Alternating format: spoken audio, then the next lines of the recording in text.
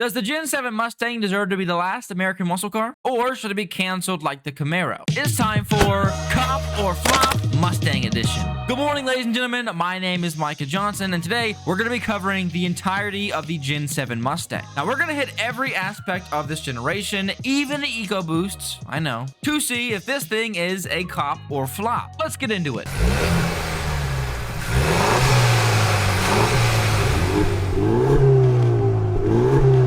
And to start off, let's hit the 2024 EcoBoost Fastback. Starting at $30,920, this EcoBoost is powered by a 2.3-liter turbocharged inline-4 engine. This thing pushes about 315 horsepower and 350 foot-pounds of torque. It also comes with a 10-speed automatic, is rear-wheel drive, and weighs about 3,500 pounds, and has a recorded 0 to 60 in 4.5 seconds. So it's pretty quick, has a decent amount of horsepower, and of course looks amazing, but it's a 4-cylinder. Okay, it's a 4-cylinder, so you're not going to get that full Mustang feel as you will with the V8, as you will with this 4-cylinder, but it is pretty handy and ends up averaging about 26 miles per gallon, which is very helpful in today's economy. They then offer a 2024 EcoBoost Premium Fastback, which starts at $3,600, which offers nicer headlights, sequential taillights, black deck-lid spoiler, hood vents, optional performance rear wing, leather-wrapped steering wheel, and other interior improvements like heated seats. They also offer the EcoBoost Convertible and the EcoBoost Premium Convertible, which have the same specs as the Fastback and the Premium Fastback respectively. Now, as much as I want to give these 4-cylinders a flop, you gotta give credit where credit is due. They're decently fast, they got nice interiors, and the car doesn't look awful. What more can you really ask for? So in the end, in terms of engine, I'm gonna give this car a flop, but in terms of the car in general, I'm gonna give it a cop. So if that's what you can afford and you want a Mustang, go buy an EcoBoost. It'll be all right. I'll get over it. It's okay.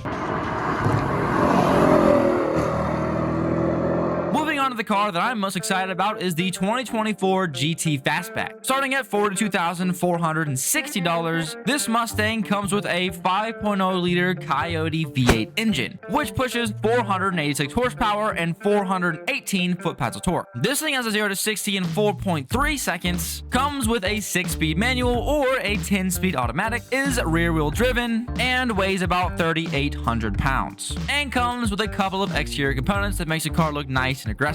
The GT is also offered in a premium version and a convertible version. Again, the premium versions are just simply upgrades from the base GTs, which include things like quad chrome tips, remote rev, dark aluminum wheels, and 19-inch Brembo brake systems. It's just a simple upgrade from the base model. All in all, I'm gonna give this thing a cop. It's got a big old engine, it sounds amazing, you can rev it with your key fob, it gets pretty decent gas mileage, 18 when combined, and all in all, this thing rips, and it looks cool. What more can you ask for? Starting at $42,000 and going all the way up to $52,000, this car is getting pricey. So it's up to you to decide if it's worth your cash or not. But all in all, definitely a cop.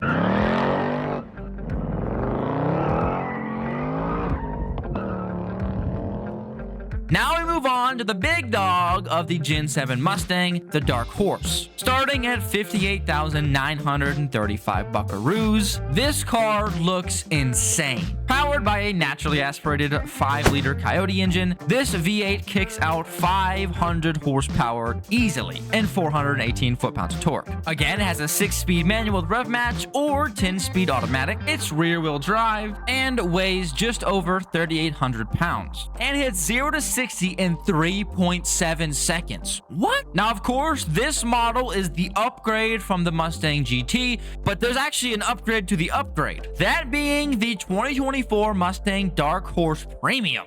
Starting at $62,930. This thing comes with optional dark painted aluminum wheels, vented 4-wheel disc power brakes, and includes a list of luxury features that are here. Not to mention the Recaro sport seats, driver's seat memory settings, remote ignition, and a performance rear spoiler painted shadow black. Now, sadly enough, the Dark Horse Premium isn't anything crazy. I kind of wish they would have supercharged it or thrown something special into the mix, but the focus is on the exterior. Look at the difference between these two cars and tell me you don't see anything. Now, they both look spectacular for different reasons. However, I definitely do prefer the Dark Horse over the GT. Now, the question is it worth over $12,000 more? In my mind, a definite yes. I'm going to give it a cop for sure, but I'm going to give it a flop from the Dark Horse to Dark Horse Premium. Ain't much change. Come on, Mustang, do better.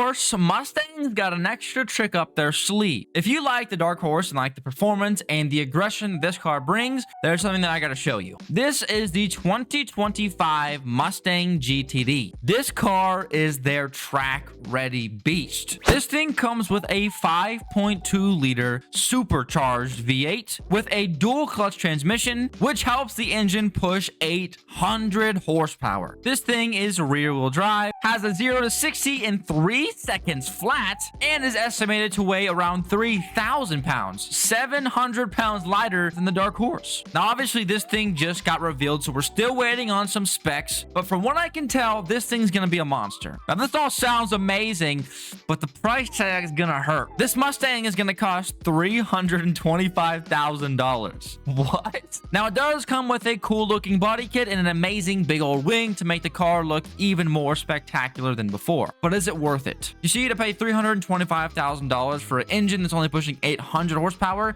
I think is a little bit crazy. So we're gonna have to see. Now, I have high hopes. I mean, you know me, and I hope that the Mustang is worth every penny that you spend on it. If you're able to spend this money, let me know how it is, please. And in the future, if I ever have the chance to drive one of these bad boys, you know I'll let you guys know the truth. Now that I've given every single Mustang a cop or flop score, it's time to give them a overall cop or flop. Considering the looks, the power, the speed, the affordability, the specs, and everything in between, I think I've decided that the Gen 7 Mustang, as of right now, is a cop.